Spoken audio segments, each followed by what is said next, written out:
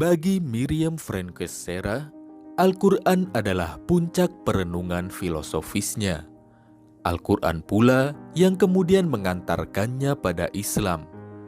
Doktor dari Oxford University, bidang politik Timur Tengah ini memeluk Islam pada tahun 2003 saat berusia 21 tahun. Padahal, sarjana filsafat lulusan Universitas Cambridge ini mulai membaca Al-Quran dengan marah. Lahir dan besar dengan lingkungan yang demokratis, Miriam sejak kecil sudah terbiasa mendapatkan ruang terbuka dalam berekspresi. Itu pula yang membantu Miriam meraih cita-citanya, termasuk potensinya dalam seni peran.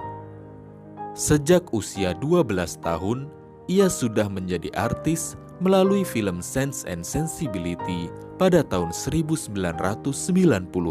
Bermain apik dalam film tersebut, ia bermain lagi pada film Pause pada 1997 dan New Year's Day pada 2001. Namun, saat beranjak dewasa, Miriam lebih tertarik menekuni bidang akademis. Ia diterima di Universitas Cambridge dan mengambil studi filsafat. Ia pun banyak mengakrabi teori-teori filsafat dan isu-isu terkini yang ramai diperdebatkan di masyarakat, termasuk kontroversi tentang Islam dan terorisme yang mencuat setelah peristiwa 11 September. Menyaksikan betapa banyaknya nyawa yang melayang dan motif ideologis yang dibawa-bawa oleh pelaku membuat Miriam kemudian sangat emosional dan begitu marah terhadap Islam. Ia bahkan sempat berdebat soal Tuhan dengan teman kuliahnya. Sang teman menggunakan dalil ketuhanan sesuai konsep dalam Islam. Tak puas dengan debat itu, Miriam mempelajari Islam langsung dari Al-Quran. Saya mempelajarinya untuk membuktikan pendapat teman saya yang seorang Muslim itu salah, ujarnya. Kemudian, ia mulai membaca Al-Quran dengan pikiran yang lebih terbuka. Baru membaca Al-Fatihah, ia mengaku sudah tercengang. Dalam Islam, seluruh tindakan manusia, ia sendiri yang akan menanggung konsekuensinya, katanya. Bertolak belakang dengan agamanya yang mengajarkan dosa warisan. Terlebih, kata Miriam, semua yang termuat dalam Al-Quran seakan-akan mencerminkan gabungan berbagai pemikiran filsafat yang telah ia pelajari selama ini. Hal itu semacam kombinasi perenungan Kant, Hume, Sartre, dan Aristoteles.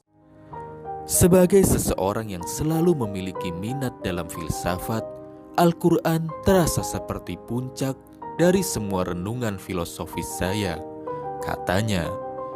Ia mengakui mendalami Al-Quran membuatnya menemukan jawaban dari misteri sumber kehidupan.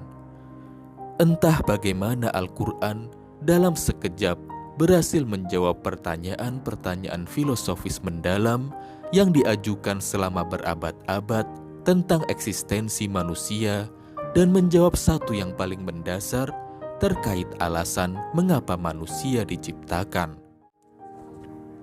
Makin lama Miriam mempelajari Al-Quran, makin besar keinginannya untuk menganut agama Islam. Tujuan semula mendebat argumentasi temannya berubah menjadi pengakuan. Kamu benar tentang agamamu. Tak mau buang waktu, ia segera bersyahadat. Ia menyatakan konversi keimanannya bukan sebagai reaksi atau oposisi terhadap budaya Barat.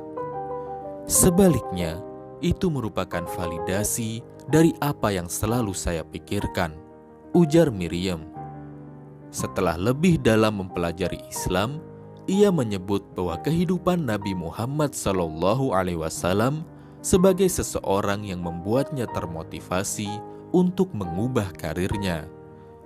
Miriam menggambarkan Nabi Muhammad sebagai salah satu tokoh besar dalam sejarah yang telah disalahpahami.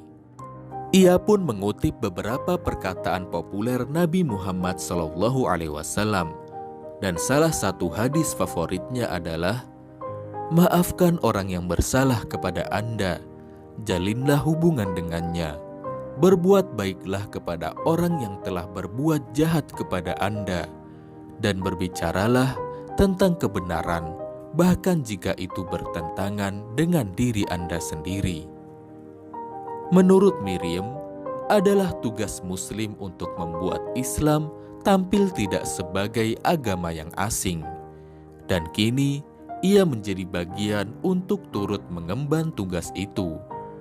Menjadi Muslim tidak berarti kita kehilangan semua jejak diri kita sendiri. Islam adalah validasi yang baik dalam diri kita dan sarana untuk memperbaiki yang buruk, katanya.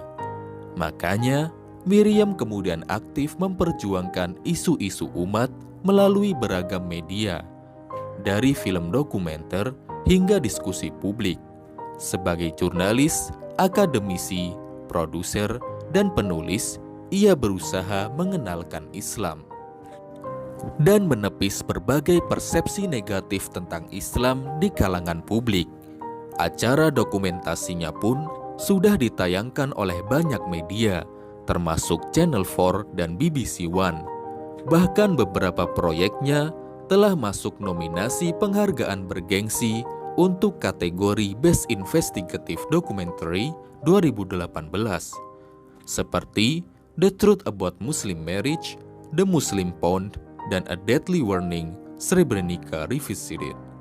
Di samping kesibukannya memotret sisi lain kehidupan kaum muslim yang jarang terekam oleh media, Miriam juga tercatat sebagai peneliti di The Center of Islamic Studies di University London dan The Center for Global Policy. Perempuan berdarah campuran Inggris-Prancis ini sedang fokus melakukan studi mengenai dinamika integrasi sosial yang dialami oleh umat Islam di Inggris Raya.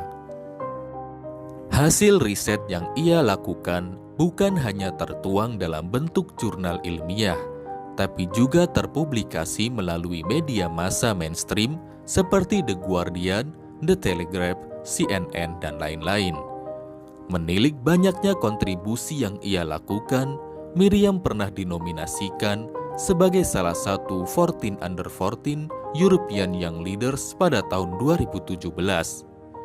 Kita doakan semoga Miriam istiqomah di jalan Allah dan berakhir dengan husnul khotimah. Amin ya robbal alamin.